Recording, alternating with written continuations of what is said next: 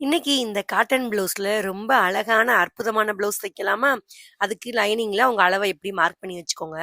ஷோல்டர இப்படி ரெட்டையா மடிச்சு போட்டு, நல்லா அமுத்தி விட்டுட்டு, அத சென்டரா நம்ம செய்யலாம் டிசி கட்டிய வச்சு ஒரு லைட்டா ஒரு மார்க் பண்ணிக்க போறோம். இப்ப அத விரிச்சு விட்டுக்கலாம். விரிச்சு விட்டுக்கிட்டு, இது வந்து லைனிங் பார்த்துக்கோங்க. இன்னும் மெயின் கிளாத்ல இப்படி அதோட மடிப்பு பகுதி, இதோட மடிப்பு பகுதியும் ஒண்ணா வச்சுட்டு, இப்படி எக்ஸ்ட்ரா வந்து 1/2 இன்ச் அங்கிட்டு தள்ளி இருக்கணும். இப்போ நம்ம லைனிங்ல மார்க் பண்ண அளவு அப்படியேவும் நம்ம மெயின் கிளாத்லயும் மார்க் பண்ணிக்கிறோம். இப்போ லைனிங் தேவையில்லை. லைனிங் எடுத்தாச்சு. இப்போ இந்த 2 கோடையும் நம்ம ஸ்கேல வச்சு இணைச்சுக்க போறோம். இப்போ இணைச்சிட்டு பிளவுஸ வந்து ரெட்டையா விரிச்சுக்கோங்க.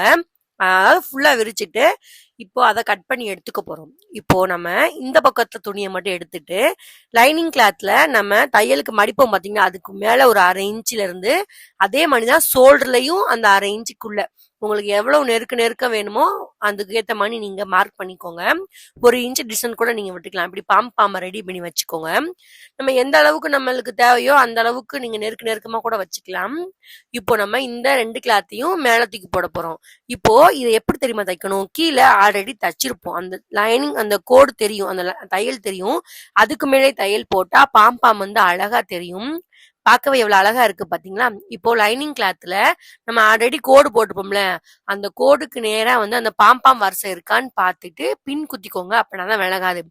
அப்புறம் எப்பயும் போல கழுத்தை நம்ம எப்படி ஃபினிஷ் பண்ணுவோமோ அடிச்சு திருப்போம்ல, அது மாதிரி அடிச்சு திருப்பினீங்கன்னா இவ்வளவு அழகான மாடல் வந்து ரெடி ஆயிரும். இன்னொரு டிப்ஸ், இப்ப கீழே மடிச்சு அடிக்கிறதுல இந்த பாம்பாம் மேல தையல் போடாத மாதிரி நீங்க கொஞ்சம் முன்ன பின்ன அட்ஜஸ்ட் பண்ணி தைக்கிற மாதிரி வரும். இந்த மாதிரி அதுக்கப்புறம் வந்து டாட் பிடிக்கும் போது சென்டரா பிடிக்க கூடாது, ஒரு பக்கம் ஓரமா பிடிச்சுக்கோங்க.